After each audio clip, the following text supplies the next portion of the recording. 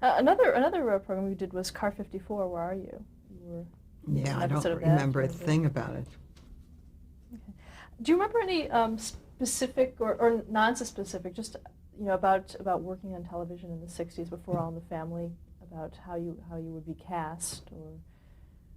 Well, I was still in that category of character actress. Sometimes I,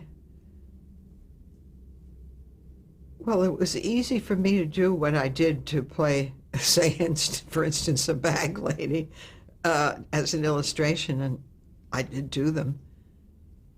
To make myself look older, it wasn't hard. And mostly, I guess you did it with your hair anyway, and the way you acted.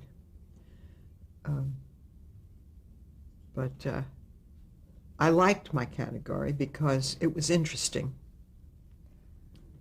and very gratifying too, because there was more richness in those characters than just a bland leading lady. Were there times when you would go into casting and you'd see a lot of the same people? Were you sort of grouped with the same actresses? Well, yes, you saw your friends. Oh, yes, we went around a lot to read for things, and there were your friends, and we had a jolly time saying hi and everything. Do you remember who some of those people were? Pardon? Do you remember who some of those people were? No. I mean, I remember, but not specifically up for those parts. If you named a few character actresses, I would recognize them. I'd have to think about that. But they were around, and they were all friends. Some of them were classmates in acting classes, and it was always fun. We had reunions. Sometimes you wouldn't see somebody for quite a while, and then suddenly they're there at an audition. It was grand. They used to put us on film or tape when tape came in at those auditions too. And there were a lot of commercial auditions. I didn't get many of those, but I got some. I did quite a long-running commercial in a kitchen for some product. And I remember after our series started and Edith Bunker became well-known, at the end of the series, I think I had a few invitations to do Edith in the kitchen, never would do that, do a commercial using that character under another name, But I never allowed that to happen. I wouldn't accept that because it would bury me in the role, you see, in casting, and that's what you have to be alert about. Now during the '50s and early '60s, there was also the McCarthy era. Were you? Oh, I was aware that? of that. In fact, in that period is when I joined Actors Equity, and I knew who the bigots were in the union, because they'd get up and talk and make these dreadful speeches about communists and purifying the union. Oh yes, I was very aware of that. I was like a greenhorn. Suddenly here it was, and the heart of the matter was in those union meetings. Did you know anyone who was affected by it? Oh yes, well, or I knew friends of friends who were. Yes, I think so. I can't name them now. One of the great lights of that period who stood up against that terrible cloud is John Randolph, who is well known for film and TV. And he was an inspiration, John was, and there were many others too. I have had one friend who was an acting teacher who refused to work in a show, or refused a part because they had blacklisted a very dear friend of his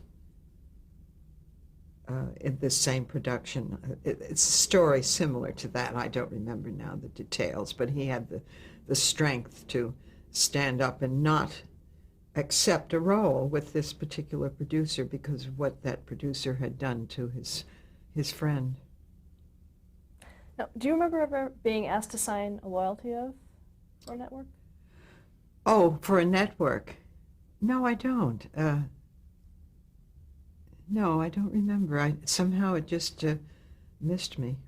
Were you political at the time at all? No, no. It was the beginning of my political sense. I wasn't very political. Here I am playing Eleanor Roosevelt now, and when I was a kid, my dad loved her and read her column every day called My Day, and he would tell us about My Day.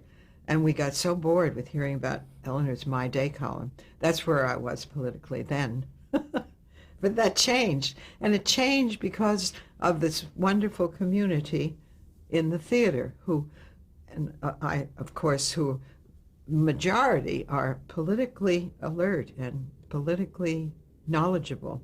And that was the beginning of my entrance into that world. And when do you think that was? And my responsibility within it. I would say probably in the 50s, yeah. One more show I'd like to ask you about is 1962, you were on an episode of The Defenders. Yes. Called The Hidden Jungle. Yes. Can you tell me about that? Yes. Well, I was a woman who ran a boarding house, or else at least a house where, an apartment house where I rented rooms. And there was a man in one of my rooms. Well, it was a court case, and this man was accused of murder, and this was his court experience, and I was called as a witness to testify, and because of what I saw in the house and heard, I marked him as the murderer, and the actor who was playing that role was Carol O'Connor. Now, was that your first time you'd ever worked with him? Yes. And did you get along with him, or right away? Oh, or? sure. I mean, we were all actors together. Actors do get along. Did you work with E.G. Marshall at all? Yes, he was in that show. Yes, I loved him. Can you describe him, what it was like working with him? Oh, well, I always admired him, and I felt it was a great honor to be in the presence and working on a show with E.G. Marshall. That's the way I felt, and he was very friendly, very warm. And of course, later, he played in a role in our movie, Eleanor, First Lady of the World, which we did for CBS. And what about Robert Reed? Did you work with him on that show? In The Defenders? Yeah, he was on it, I guess. He was one of the lawyers. But I didn't have any scene with him. I may have had, but not much, you know. And I bring up Carol because he was the man I was fingering as the murderer. But then I never saw him again until years later. This is in the series. Okay, let's talk about that. How did All in the Family come about for you? I was called, and I know I had to take the train up from Pennsylvania because we were living down there for a period of 5 years year-round, not just in the summer. And my agent called me to come up and see Norman Lear about this part in a series. I had never done a series. And I went up twice, back and forth on the train. We got the train at Harrisburg, Pennsylvania. I know that he said that he had seen me, Norman said that he had seen me in Damn Yankees. That's how I came to his attention. And so I remember reading the script, which was basic script for 3 pilots and the first show on the air. And I was just amazed by its quality. Really good script. Character, comedy based in character and situation and so forth. And I thought to myself, wow, this on TV, how wonderful. Even then I thought that. And and I read for him, and then I went back to Pennsylvania. Then I think I was called up again. Now, I don't know their names, but I know that he saw every character actress in town for this part. He read everybody. And that's how I got the part. Can you describe how you originally read the part? Describe it? No, how you originally read it. Did you read it as you would see Edith today? No, no, not at all. Now, of course, we had nothing to go on. There's a little bit postlude to tell you about this subject in a moment, but she just had a zinger about one line a page that just broke his hot air every time. It was a laugh. And so I think I said it in quite a wry and wise manner, knowingly, zinger. Burst his bubble. And that's the way I played the pilots, and became the first show. Because I had nothing else to base on. You don't know, what comes later. You don't know much about these parts. But I tried to find it in what she was doing in that play. But the character evolved in the first 13 weeks, as it did for all of us. And she evolved into this woman. I didn't even use the nasal quality in my voice in that first reading. No. We saw one episode of the English series called Till Death Do Us Part, and that wonderful actress who played the wife was as abrasive as Archie, as whatever his name was in the series, just as abrasive. And so that was a hint. We only saw one episode. That was a hint about how to go with this. But of course, when we got into rehearsal, and the fact that we were in New York, where I knew everybody hurried, and the abusive demands on Bunker's part pushed Edith into a run. She was hurrying to get things on the table, etc. That's how the little run rose and became a part of the character. Very creative process, very enjoyable. And I added the nasality because I had used it in Damn Yankees for the woman, for comic purposes. And I thought, well, I'll give her that nasality. I'll steal it from myself. That's how that developed. Now, how was Edith Bunker described to you, say by Norman Lear, when you were first?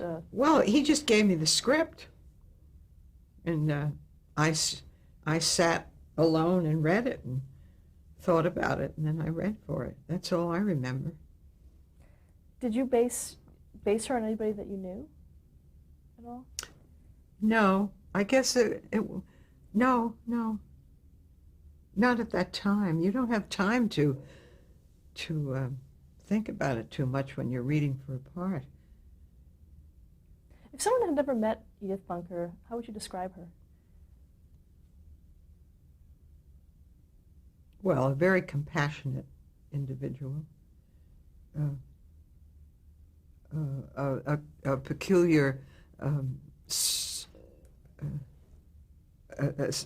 peculiar way of arriving at things and thoughts. Not very bright, not well educated, but a great sense of wisdom and heart.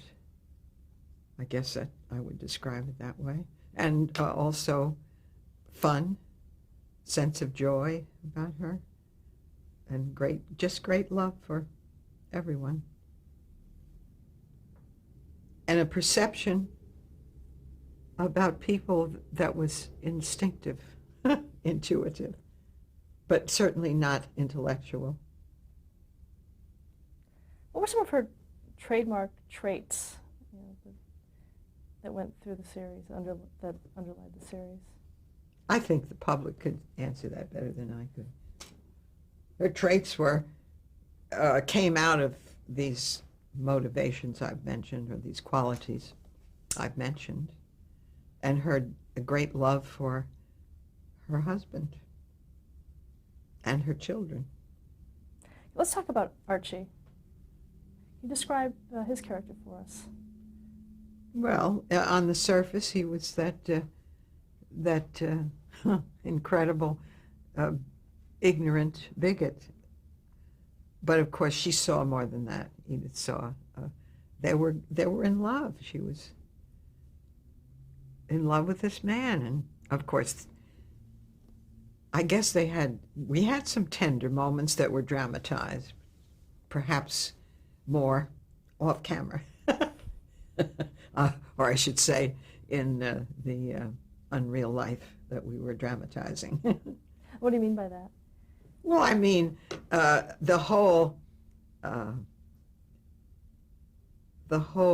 substance of their marriage is something that was probably very, very sweet, and that came out sometimes in some shows, like the anniversary show, 25th anniversary, and tender moments, which were not all dramatized. But of course, a person like that has tender moments.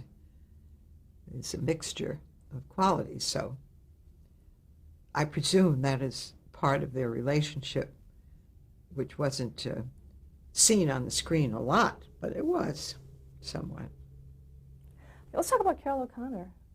Pardon? Let's talk about Carroll O'Connor. How was he cast for the series?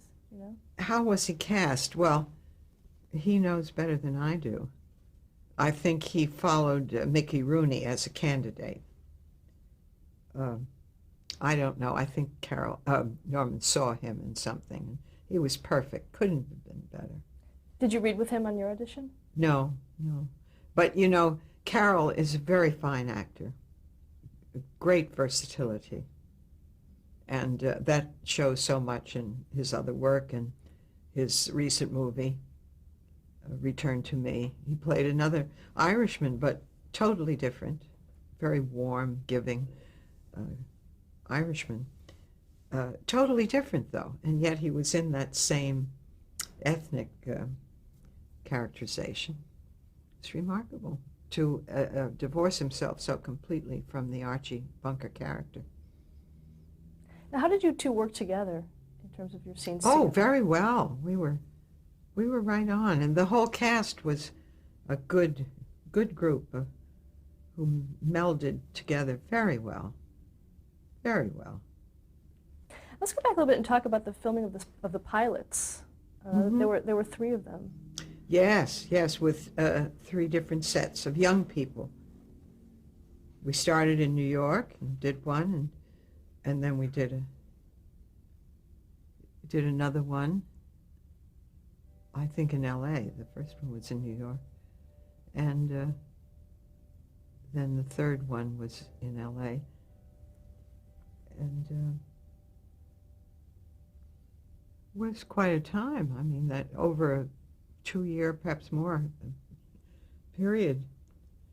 I remember Norman, I was in a movie he directed, Cold Turkey, and we made it in Iowa, and that was the summer when ABC dropped the pilot it had, and CBS picked it up, and Norman came along and said, "It looks like we've been picked up." And he said, "But don't celebrate until you're there in the studio making it." Nothing is certain. Do you know why ABC dropped it? I think they had another show that was on at 4 o'clock in the afternoon that was way ahead of its time, commenting on social issues and so forth. I can't remember the title. And I guess they got a lot of mail. I don't know. They were worried to put on another show that had the same boldness and might be as controversial. I think that's the reason they dropped it. They were afraid of it. What was your opinion of the show's boldness? Oh, I loved it. You know, it was very honest and very funny and uncovering a lot of bigotry and prejudice and nonsense, and it was wonderful. It was real life, and it was true, and it was contemporary, and brought up issues, too. I loved that. But we didn't, I remember Norman telling us never to count on a success either. And there wasn't much attention paid in the first 13 on the air. It's when we started the reruns that summer that the audience began to grow and grow and grow, and we went zooming ahead. Do you know why that was? Why it didn't? I perhaps the executives know better than I do. Might have been the hour it was put on, the night. I don't know. And let's talk a little bit about Mike and Gloria, their characters. Yes. First of all, why were the actors changed twice? Well, because they weren't quite right. Didn't work. Did you feel that when you were making the pilots? I didn't have any judgment about that. I was not producing it. I was doing a part. And I don't think there's time to make judgments on your fellow players. No, I didn't. I have no thought about that, nor did I. I think that the young lady who did the second one, Candy Azara, the actress, was quite wonderful, but not quite right in the eyes of, Norman Lear and my friend, whose name escapes me, who co-produced it. Bud Yorkin? Bud, yeah. Just not quite right, I think, for them. So it was changed, but she was a good actress. Sally was a perfect casting for it. And a bit younger and less cosmopolitan, I think, in quality than Candy. How about Rob Reiner? Rob Reiner was perfect. There was a young man in the second pilot who was a football player and had just come out of college, obviously inexperienced actor. He didn't, I don't think, it was probably too advanced for him if he became an actor. And Rob was perfect. Let's talk about the genesis of the theme song, and how that came about. Well, we didn't write it, so it was given to us. And that was fun. What about in terms of the staging? How was that done? We sat at the piano and I played it. Did you actually play the song? Yes, and we made 3. Through the years, we made 3 tapes of it. Always trying to get that one line, "Gee, our old La Salle ran great." We did it. Oh, we just pronounced that so distinctly, but they didn't get it. They could not understand, mostly because most people never heard of a La Salle, that make of automobile. And how did audiences respond to All in the Family when it first started? Was there a brouhaha or? I thought it was a wonderful response, and that's another advantage I found in the show, that we had a live audience up until the last 2 years. It was like doing theater, and I was very comfortable in that. That laughter just feeds you as an actor, and it was just a wonderful thing to do. It was like stepping into almost theater. What about critics? How did they view the show? I think they viewed it very well. I don't have any of those reviews, but Norman Lear does. They did review it well. I think it was a great surprise to the public and to the critics. Let's talk a little about the character of Edith a little bit more. How did she relate to the rest of the family? What, her family? Yes. Well, she related with care, loving care and compassion, and through her view of things, her understanding. And sometimes it was very sharp understanding. She went right to the root of something. Just a lot of love, unselfish love. Were there rules for writing the character of Edith? Rules? You'd have to ask Norman Lear about that. Were there specific things that, that she could or couldn't do? Well, she couldn't tell you about the book she just read. She never read books. She couldn't tell you even about much the editorial page of the newspaper. But she could tell you a lot, probably about cooking and cleaning and her neighbors whom she adored and loved and helped. She could tell you a lot of wisdom about human relations. It was all from the writers. They were marvelous, our writers.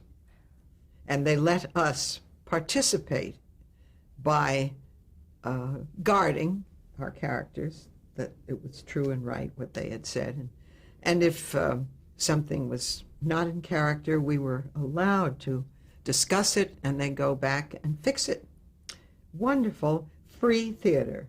Our director, John Rich, and again, Paul Bogart, said, you are in a free theater, enjoy it and relish it while you have it.